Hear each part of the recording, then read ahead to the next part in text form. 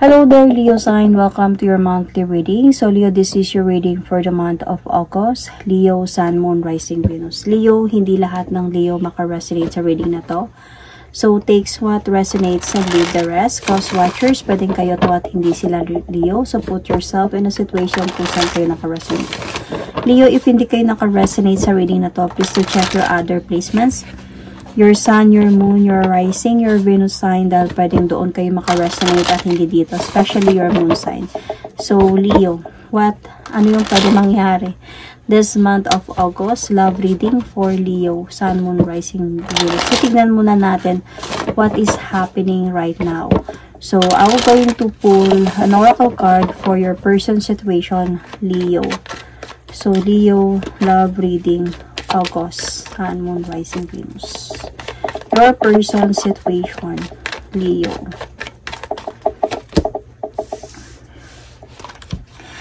Plug, tune in, internet connected. You might be dealing with an LG relationship, long distance relationship. Leo could be kasi may internet dito eh. Or baka meron siyang ka-deal with ang LDR. So, let's see. Sana ba ako? Ito. Ano yung gusto niyang sabihin sa'yo?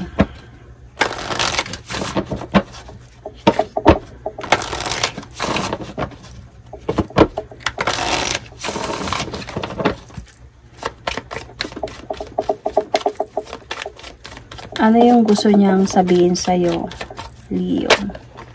Yun. Ito na. You were the best thing in my life. So, yun yung gusto niya sabihin sa'yo, Leo. So, let's see on your part.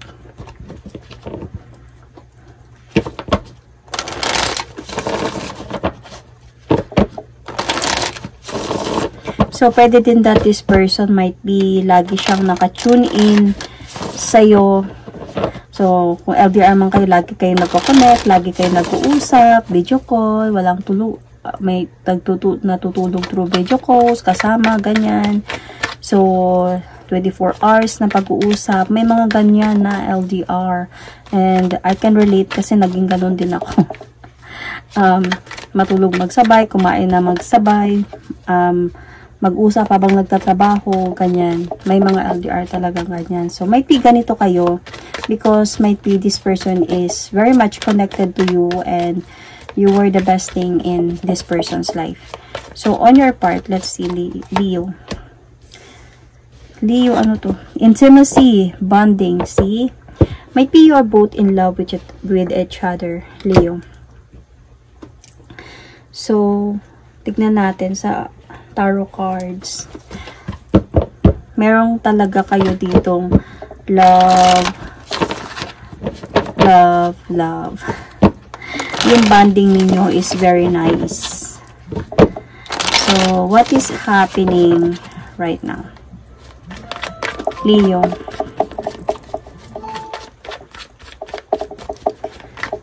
What is happening right now?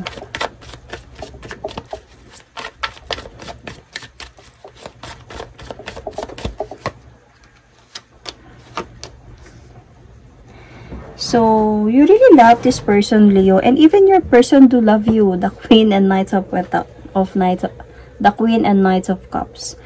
So, mahal niyo yung isa't isa. And I think nga, yes, malayo kayo sa isa't isa. You might be LDR. So, and this person is like, parang, really want to see you, wanted to travel towards you, and even, nasa point siya na parang, focus talaga kayo sa isa't isa sa relationship na meron kayo ngayon. Kasi mahal ka nitong person na to. Parang gusto ng person na to to have some future with you. Could be like that. Nag-effort talaga siya dito. Sa relationship ninyo. So, let's see. Ano bang wrong dito? Tignan natin. Let's see more. Kasi parang may nakikita ako ditong I don't know kung ikaw to or siya na parang sad or merong nawala in the past na medyo hindi pa naka-move on or masakit pa mga nangyayari or something ganyan. So, with this card na lumipad, Nine of Wands. Nahulog siya ng pagganon. So, might be you are waiting for each other talaga na magkita in the future, magkita in personal. Meron namang may nakikita naman ako ditong patience in a way. Sorry. Let's see more.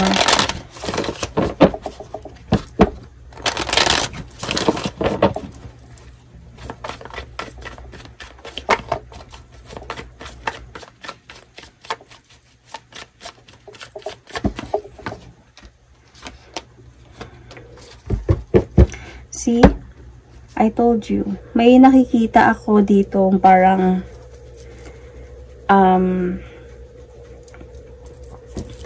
meron kayong issue, syempre magkakaroon talaga kayo ng issue kahit ganito kayo ka nagmamahalan.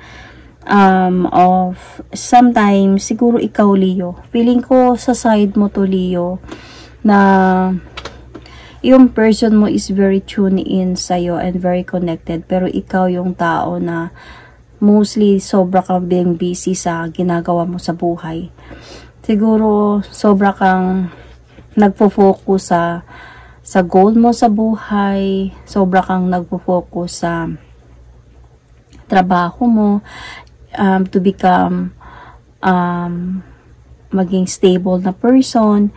And nandyan naman siya, supportive naman siya sa'yo.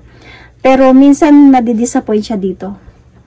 Parang minsan hindi niya na-appreciate na parang every time na lang parang nagiging busy ka na lang. Might be this person felt like bored or coldness sa relationship ninyo na sobrang andyan naman ako para sa'yo, pero might be sometimes I need yung time na sa atin lang dalawa.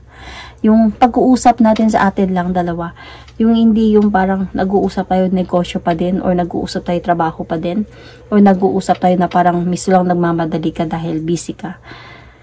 So parang yun yung nagiging issue siguro sa inyo, yung communication in a way. And also this person might be is waiting na magkita na kayo, and parang minsan sa totoo lang napapagod siya magantay. So even ganun kayo ka nagmamahalan sa isa't isa, meron talaga. So ano ba yung nararamdaman ng person mo para sa'yo? Aside sa you were the best thing in my life.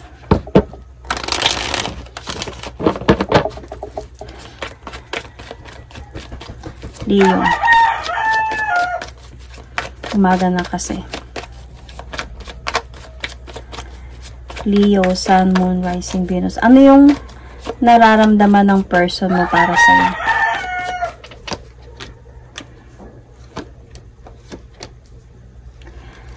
So, I can see here,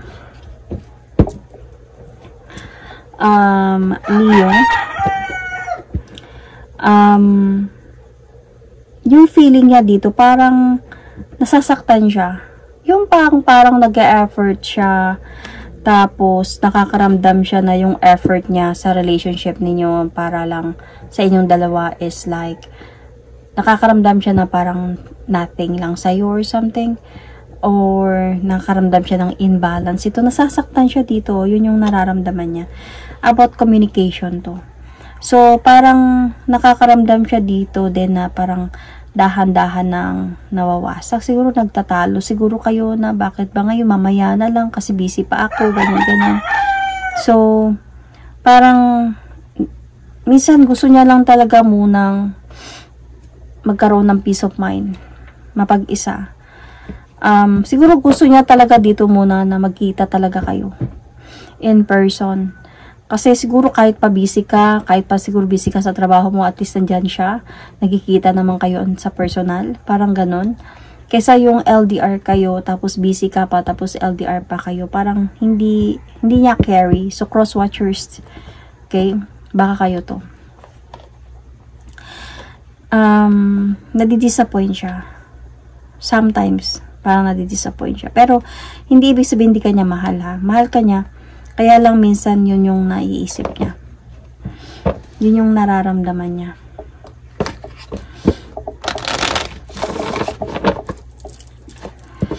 So, clingy siguro tong taong ito.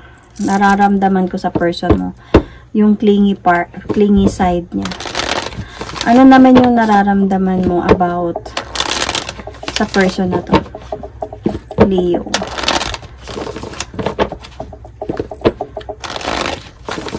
Leo, you might have Capricorn in your chart. Check your placements.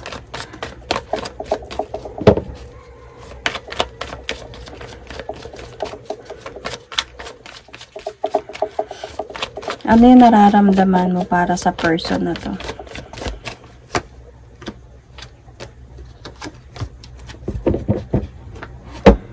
So, Leo, I can see here that itong person na to could really be the one for you. Yun yung nararamdaman mo. Mahal mo to. And feeling mo compatible talaga kayong dalawa. Responsible siyang tao. Kita mo yun sa kanya, yung support niya sa'yo, nandyan. And very passionate as well. Sweet siya in a way, passionate na person. And itong person na to is somehow meron kang feeling din dito na hindi ka man sure, pero parang you really want to marry this person talaga. And you want na tatagal pa talaga kayong dalawa. Yung feeling mo. Pero syempre, aware ka din na baka isang araw ka magkaroon ng changes and makat off itong cycle ninyo. Pero you are hoping, and might be you are also gathering some information, ideas, might be about the past of this person as well, na baka isang araw, ikaw kasi yung tao ata na Leo na parang hindi ka sobrang sa connection na meron kayo ngayon as an LDR. Hindi mo nilalagay sa yung position mo na sobra kang nagmahal or sobra kang magmahal. Sobrang bibigay mo ng todo kasi alam mong LDR kayo na baka isang araw magkakaroon din ng pagbabago ng pag-iisip or pagbabago ng nararamdaman, na hindi kayong parang yung katulad ng iba na LDR tapos iniisip na asawa ko to, asawa na yung tawag. Ikaw yung nakikita ko sa iyo, Leo, na parang kalmado ka lang in a way, go with the flow ka lang, pero hindi ka sobrang na-attach sa person na to that too much. May intimacy, yes, may love, yes, pero ayaw mo yung sobrang ma-attach because of LDR kayo dalawa, that anytime pwedeng mangyari, pwedeng babalik siya sa ex niya kasi hindi pa kayo nagkita or something like that. So ito yung nararamdaman mo ngayon sa person mo. So let's see, ano yung pwedeng mangyari this month of August sa situation na meron kayo, Leo. You might be dealing with Capricorn or Aries, Sagittarius, Leo, okay?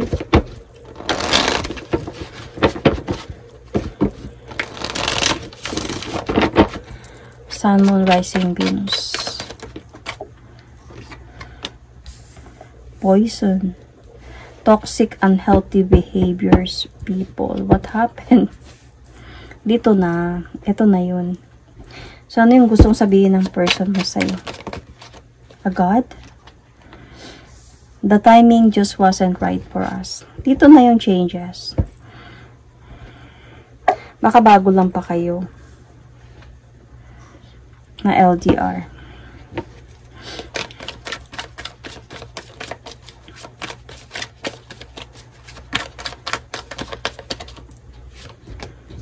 Break up.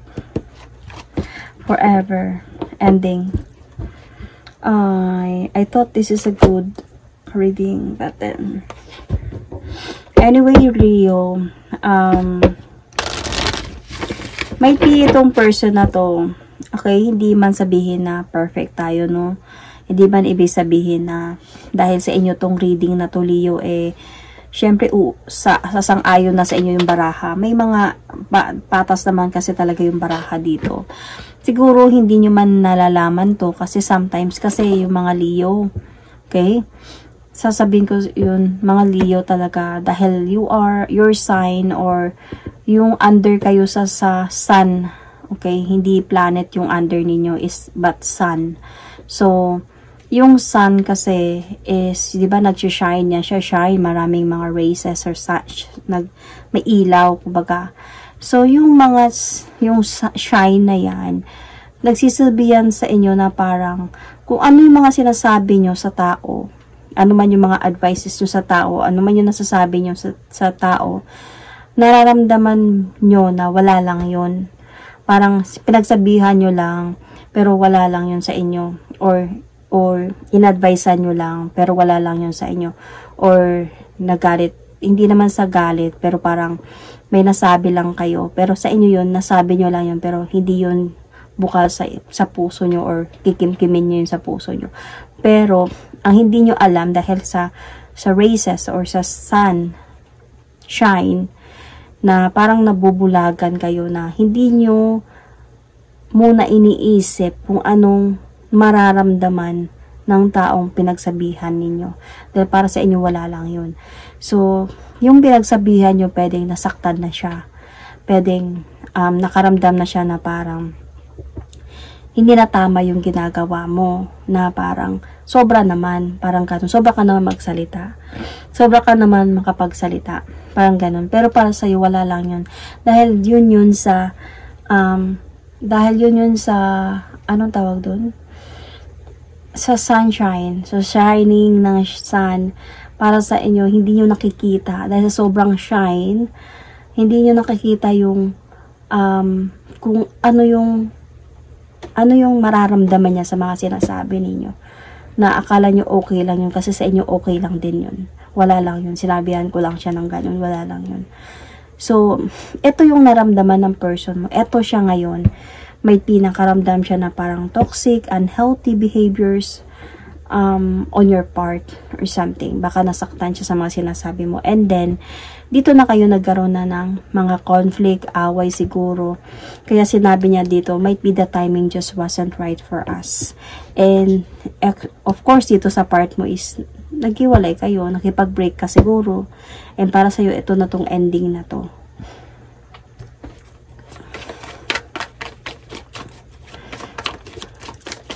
So, ano ba yung pwede mangyari?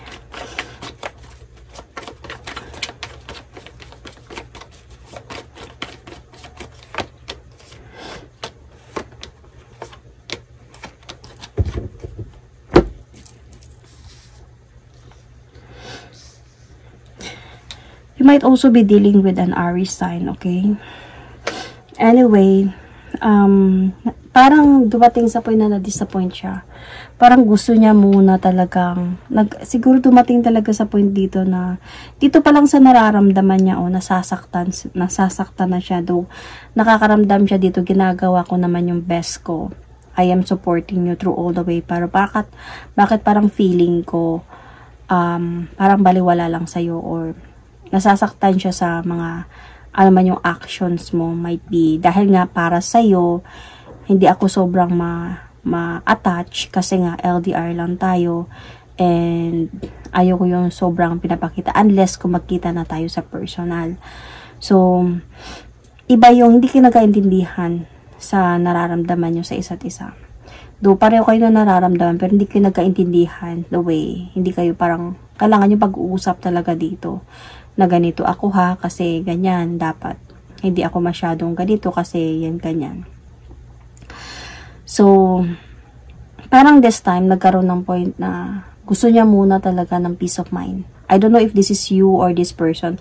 Feeling ko this is you. Kasi feeling ko sa person mo, nandyan pa din siya, na nakipag-usap pa din talaga siya sa'yo. Still wanted to move forward towards with you. Pero I think this is you, na parang gusto ng peace of mind. Gusto mo nang tumahimik, gusto mo nang magpahinga, ganyan. And until you also wanted to have some changes in your life na. Naging imbalance na talaga kayo dito. You might also be dealing with a Libra sign. And urong-sulong na sa relasyon. Hindi alam kung hiwalay na ba or hindi, maghiwalay na ba or hindi. Hanggang sa hindi na kayo nag-uusap dalawa. So, hanggang tumahimik na to. Kayong dalawa. So, syempre, pag may nasabi ka sa kanya, syempre may tatapon din yan sa'yo na salita. So, doon na kayo nag-start na mag-away. So, baka nasaktan siya sa mga sinabi mo. Syempre, may sasabihin din niya siya sa'yo o nag-away na kayong dalawa. So, yun, unexpectedly to na nangyari na ganito. And alam mo, etong mga mangyayaring to, hindi ko alam kung both of you or you, Leo, kasi nandito yung sign mo na malulungkot ka din sa mga mangyayari. Malulungkot ka din kasi how your person treated you, like he did love you. Kasi sabi nga niya, you were the best thing in your life. So, you were the best thing in his or her life. So, parang sa decision na nangyari dito, parang nagpaka-brave ka lang na lang talaga. Nagpaka-brave ka na lang talaga, na break up na talaga to, wala nang balikan to. Even if sometimes, hindi din madali sa'yo tong break up na to. Nasaktan ka din. Hindi ka din naka-move on ng ganun agad. Pero, nagpakita ka lang talaga dito ng braveness. Na, okay na ako na ganito, hindi na lang tayo dalawa. Hindi ka nagparamdam dito na nag-chase ka kasi, parang mahirap yun. Parang mahirap yun kay Leo, yung mag-chase and mag-beg. But then I can see in the future, might be hindi pa to sa August, might be in the future pa to, na magkakaroon pa din kayo ng communication, dalawa, or connection. So, that is my reading for you. Leo, Sun, Moon, Rising, Venus. Thank you and God bless.